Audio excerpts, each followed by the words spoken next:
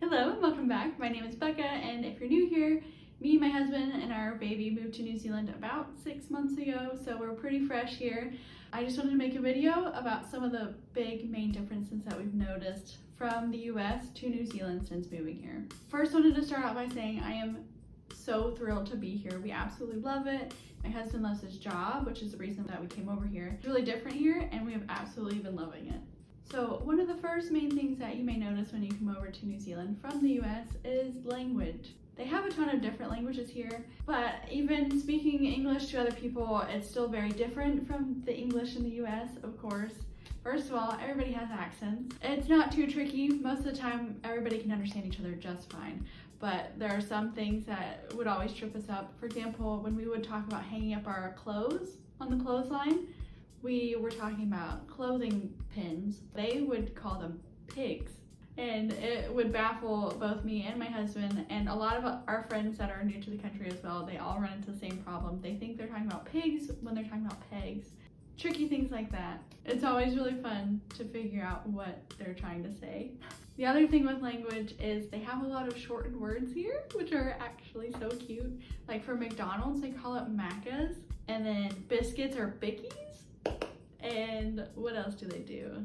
Yeah, they say chalkies, brekkie, like they have so many short, cute words for things, and I love it. And then there's just the really fun word swap kind of things. For example, ta means to give. It's used for children, which, I mean, I have a young child, so this was something that I heard a lot, but was very confusing. They have fun words here like flash, which means fancy, and deer, which means not fancy.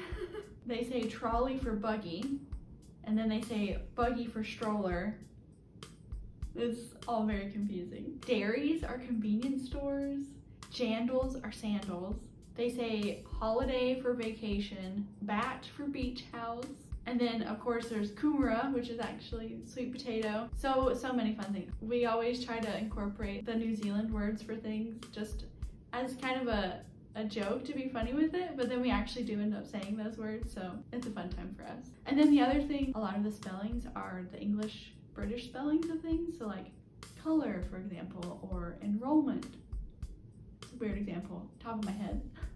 Oh, and then there's Z, NZSO, or ANZ.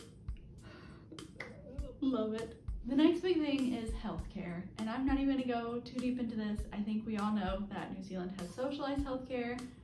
I personally am a big fan.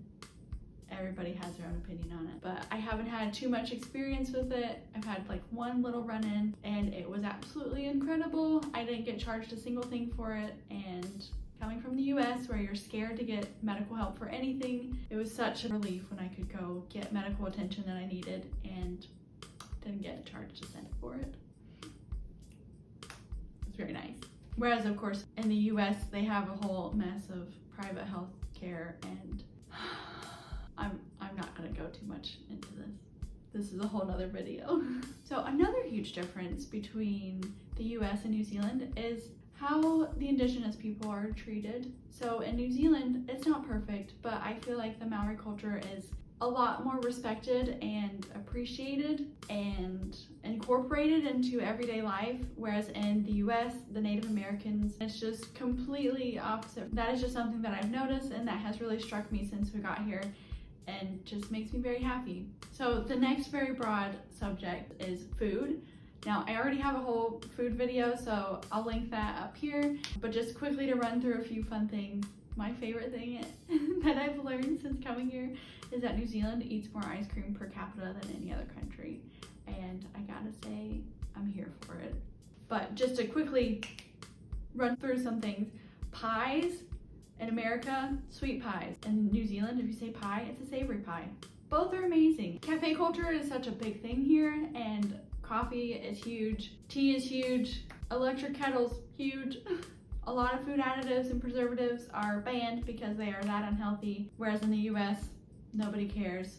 It's in all of the food. Here, people will definitely eat a lot more seasonally because the price of things at the grocery stores go way up. For example, tomatoes. Insane. But I love it because it really forces you to really look at how you're eating and to try to eat more seasonally. Another very fun thing about here is that there's no tipping.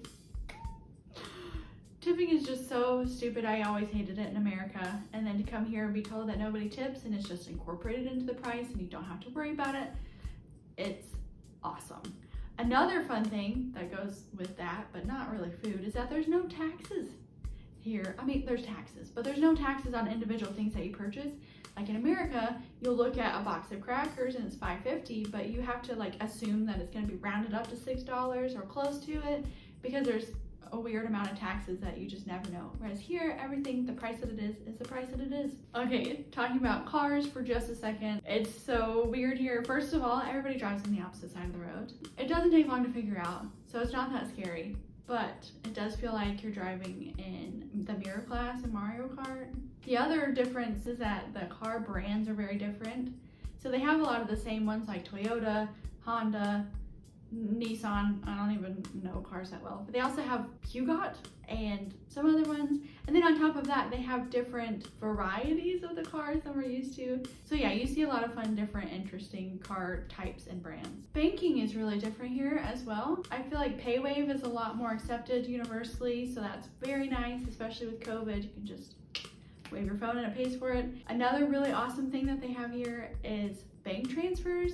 So for example, if you buy something from Trade Me online, you can do a bank-to-bank transfer straight to the person that you're buying it from. You don't have to go through a secondary path like Venmo or PayPal or anything like that. It's just bank-to-bank, and it's so easy, very convenient, love it. Okay, this section is just a ton of rapid-fire random things in no order. First of all, voltage, different. It's 240 here, I think, and it's 120 in America, so don't bring electronics, kids. They won't work. Another fun thing, guns aren't allowed here. That's a controversial topic, of course. In the US, rent is paid monthly, but in New Zealand, it's paid weekly. We've only been here for 6 months, but the holidays are completely different. Obviously, the 4th of July in America, not a thing here. But here, we have celebrated Queen's birthday and Anzac Day. And then of course the fun things with the holidays. Here they have hot cross buns and Anzac cookies. Stores aren't open 24/7, which can come as a shock, but it doesn't bother us because we don't ever go out after 8 o'clock. Another fun thing about New Zealand is that they have a female prime minister, and they've had several. We've yet to break that barrier in America. I only know this because I'm a mom, but kids' birthday parties, very different. Here, for their snacks and food, they have fairy bread and these very weird red, bright red sausages. So creepy looking. Lolly cakes. In America, it's just, normal stuff like chips, cake, ice cream, a veggie platter that nobody touches. Yeah, I mean, it varies a lot from what area in America you're having the party at, but that's pretty standard. In New Zealand, they have something called the tall poppy syndrome. And it's so funny, when you look it up on Wikipedia, it specifically says New Zealand and Australia. I'd never heard of this before I came here, but it's basically a call for humility. So if anybody is standing out and thinks that they're better than everybody else, then they like attack the tall poppy and try to cut them down to be the same as everybody else. Interesting phenomenon, can be vicious. I haven't really experienced myself.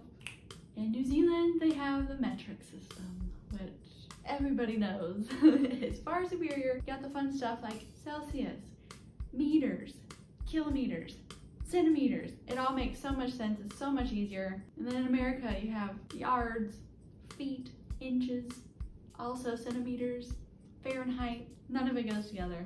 Now, the US is a very wide and broad country, and they have a lot of sports teams, but in New Zealand, they have a lot of different kind of sports here, first of all. So they have like cricket and rugby, but the other thing about the sports teams here is that they are very good. They tend to win a lot, and I don't know why. I don't know, maybe it's the national spirit that they have here that makes them so good. When I first moved here, the first thing that I noticed is that the recycling bins are bigger than the garbage bins.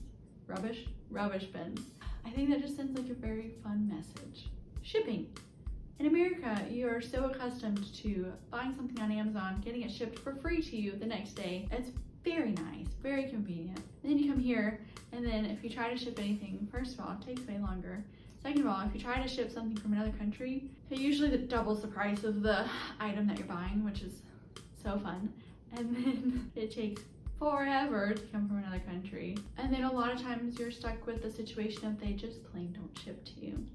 So you have to try to figure out some other way of getting a different company to ship it over, and it costs more money, and then you just realize that you don't need the thing anyways and move on with life.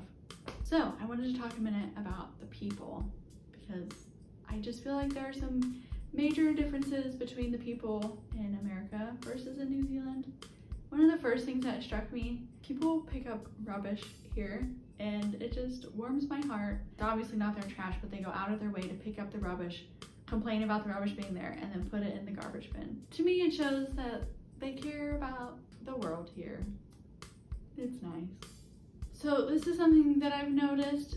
I feel like in America, people are kind of scared to interact with other people's children a lot of the time, because I don't know why. But here, everybody is so warm and welcoming to children, and they have no qualms with just coming up and playing with them and interacting with them and talking to them. I've had multiple times where older women will stop the stroller to talk to and play with the feet of our little baby.